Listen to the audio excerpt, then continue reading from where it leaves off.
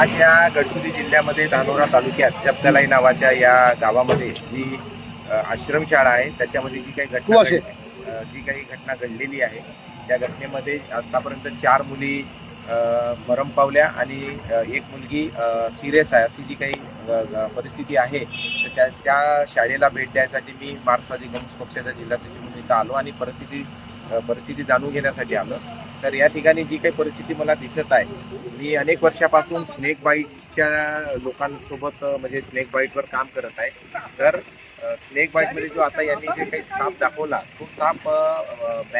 Common crate Manyar जातीचा साप आहे, तो न्यूरोटॉक्सिक आहे आणि मी त्या सापाची लेंथ पाहिली, साप फार मोठा साप दिसत आहे, म्हणजे त्याची पूर्ण वाढ झालेली साप आहे, म्हणजे याचा अर्थ असा की त्याच्यात विषाची मात्रा भरपूर असेल। हा एक भाग झाला। दुसरा एक असं झाला की मी जेव्हा त्या मुलीची पाहिलं तर तो साप येण्यालायकची परिस्थिती म्हणजे एक तर साप येण्यालायक परिस्थिती ही या पायरीवरून साप वर जाण्याची एक परिस्थिती आहे, परंतु सहसा साप अशा जागेवरून वर चढून जाईन अशी शक्यता नाही। तर मग आता आम्ही जे पाहिलं त्याच्यात साप कसा गेला असेल, कारण अंदर ही जी स्लॅबची रूम आहे इथं रूम मध्ये जायला कोणत्याच प्रकारचे दुसरे साधन नाही, म्हणजे दुसरा मार्ग नाही। एक मार्ग हा आहे, या दरवाज्यातून जाऊ नाही शकत, कारण दरवाज्यातली जी गॅप आहे हा दरवाजा लवकर आहे की फार कमी गॅप आहे ना, गॅप तुम्हाला दिसत आहे, या गॅप मधून मोठा साप जाईल याची शक्यता नाही। हा फुगला म्हणते साप आता एक शक्यता अशी आहे, आता यांनी मला हे सांगितलं या ठिकाणच्या कर्मचाऱ्यांनी इथं विटा होत्या, या हाईट पर्यंत विटा होत्या। तर असं होऊ शकते की तो साप त्या विटावरून जाऊन या खिडकीतून तो साप तिकडे गेला असेल आणि तिकडे गेल्यानंतर त्या ज्या मुली झोपलेल्या होत्या तो साप तिथे गेल्यानंतर त्याने जवळपास 5 मुलीला त्यांनी त्या ठिकाणी बाईट केला आणि बाईट केल्यानंतर त्या मुलींची परिस्थिती गंभीर झाली, त्यांना लगेच दवाखान्यात नेण्यात आलं असं त्या अधीक्षकांचं म्हणणं आहे।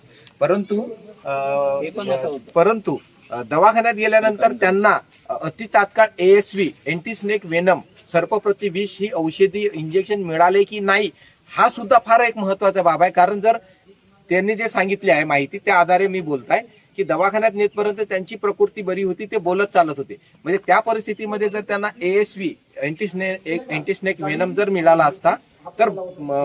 ही जी काही नुकसान जी काही झालेली आहे मृत्यू झालेला आहे तो झाला नसता, जीवहानी झाली नसती। आणि आज या आश्रमशाळेमध्ये घडल्यानंतर हा सगळा ते साफसफाई वगैरे करत आहेत। तर आपलं म्हणणं असं आहे की प्रत्येक आश्रमशाळेमध्ये जे रेसिडेंट आश्रमशाळा आहेत त्याच्यामध्ये साफसफाई आवश्यक आहे, कारण हा पूर्ण भाग हा जंगलाचा भाग आहे आणि याच्यामध्ये खूप विषारी साप आहेत, मन्यार आहे, नाग आहे, उन्नत जातीचा साप आहे। तर ते साप स्वच्छता असेल तर तिथं साप येणार नाही। गंदगी आहे, जिथं काडी कचरा आहे, विटा आहेत, लाकडं आहेत आणि खास करून लाकडामध्ये साप मोठ्या प्रमाणात राहतात। गाडी पण आज लावली गाडी त्यांनी आज लावली, कुठलीच दक्षता नव्हती। साप आलेला आहे तो या खिडकीत आला असेल, म्हणजे त्यांनी आता सांगितलं या ठिकाणी मुली झोपलेल्या होत्या आणि या खिडकीतून साप येण्याची शक्यता दिसत आहे, कारण इथे विटा होत्या, विटाची म्हणजे हाईट होती, त्या विटावरूनच तो साप इथं चढला असेल आणि तो इकडे आला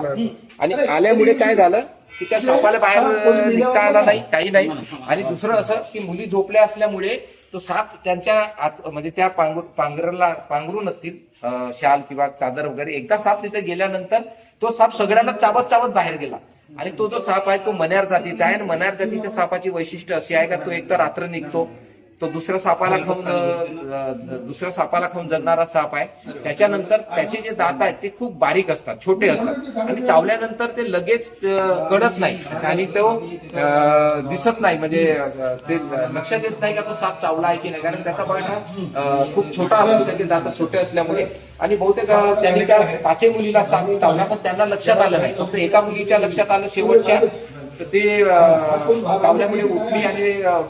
मदत मागितली अधीक्षकाला वगैरे जे काही आहे, तर त्यांना मग दवाखान्यात वगैरे नेले पण बाकीच्यांना नेले नाही, कारण 2 मुलीला नेलं, बाकीच्यांना नेलं नाहीत, कारण त्यांना वाटलं का साप चावला नसेल त्यांना, परंतु तो साप चावला होता, ते लक्षण नंतर दिसले। आणि दिसल्यानंतर मग आता हा सुद्धा मुद्दा आहे का तिथं दवाखान्यात नेल्यानंतर त्यांना ASV दिले की नाही हा सगळ्यात महत्वाचा विषय आहे, कारण आम्ही वारंवार ही मागणी करतो की प्रत्येक या गडचिरोली जिल्ह्यात प्रत्येक ग्रामीण भागामध्ये ASV